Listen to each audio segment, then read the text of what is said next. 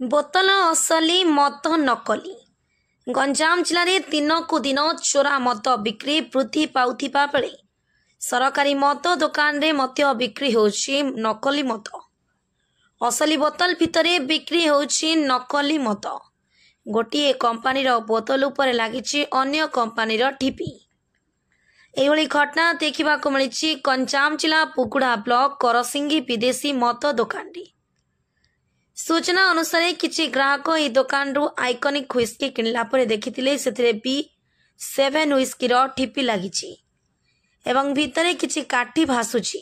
ने ग्राहक दुकानी को कहिबा परे से कहले आउ गोटिए बदलाई नहीं जाओ। ए खबर सुनी किछि लोक सेठे रुंड होई अबकारी विभाग को खबर देथिले। खबर पाई अबकारी बुगुड़ा पुलिस बुगुड़ा अबकारी विभाग भंजनगर अबकारी थाना इंस्पेक्टर डम्बरुधर हरिजन सेठे पहुंची तदंत करने सहित सीसीटीवी एवं दुकान जांच करी परीक्षा पाई किछि सैंपल संग्रह करिसेंती।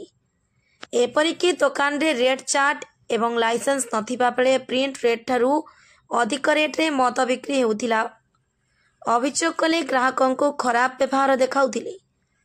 ए अभियोग पाई अबकारी विभाग संपुक्त दुकानी को तागिद करने सह आगामी दिन में एभली अभियोग आसिले दृढ़ कार्यानुष्ठान नेबा सह मद दुकान को सील कर दिया जिवो बोली कहिसंती।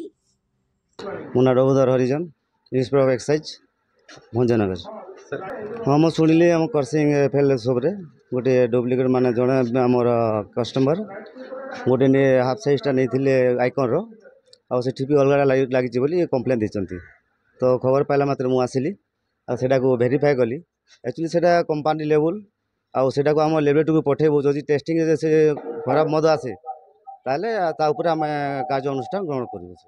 हाँ आमर प्राय आमर सब भुगुड़ा नहीं कि आमर भंजनगर पर्यटन नहीं कि आम जो एरिया जगन्नाथ प्रसाद एरिया रे तो चोरा मद होची आम कंटिन्यू पेट्रोलिंग चली केस ना केस रुजु करा जाउची चेष्टा करूँ जमती चोरा मद व्यवहार माने बेसी न हो ये प्रकार काम जमती न करेंगे नहीं अलरेडी लगी बारकोड आम से रेड चार्ट गुड़ा लगी बर्तमान से कौन कलर फलर दुकान कर लगे।